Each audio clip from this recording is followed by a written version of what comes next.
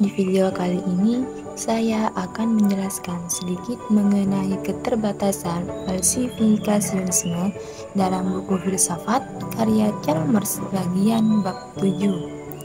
Subbab yang pertama yaitu membahas mengenai masalah yang muncul dari situasi sosial.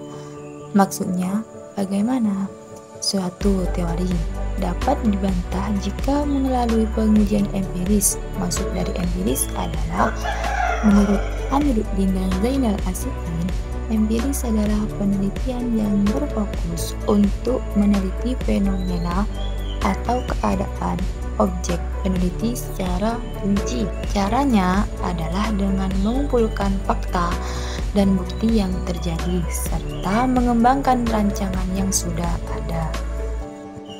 Seperti pernyataan semua angsa berwarna putih dapat dipalsukan dan akan tetap dapat dipalsukan meskipun tidak ada angsa yang berwarna hitam yang benar-benar memalsukannya.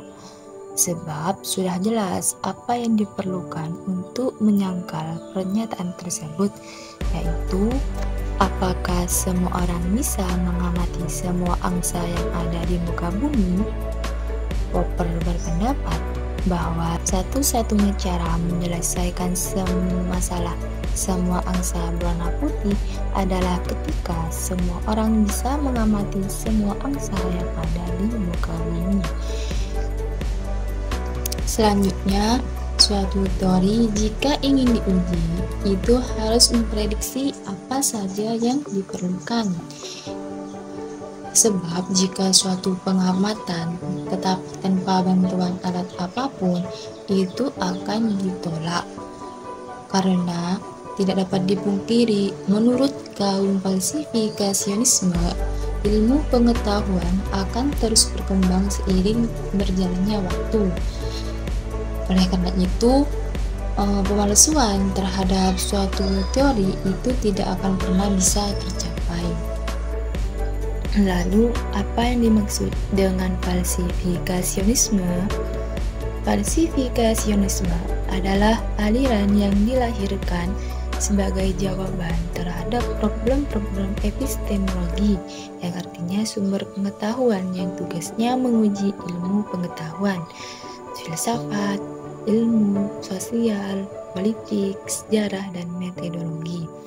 Mengapa pernyataan semua angsa berwarna putih bisa dibantah? Sebab di Australia pada tahun 1697 ditemukan angsa berwarna hitam. Selanjutnya, apakah falsifikasionisme tidak memadai berdasarkan sejarah?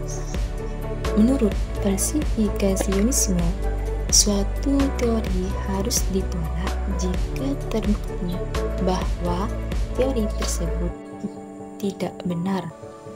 Akan tetapi, di dalam buku yang dicontohkan, suatu teori jika salah tidak akan pernah langsung ditinggalkan begitu saja, tetapi dijadikan pelajaran dan diuji lebih lanjut.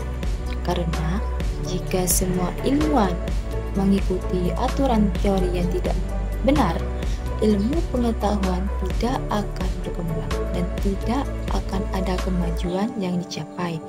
Sebagaimana contoh revolusi Kopernikus yang membuka peluang diskusi mengenai beberapa upaya yang lebih baru dan lebih memadai untuk mengkarakterisasi esensi ilmu pengetahuan dan metode-metodenya.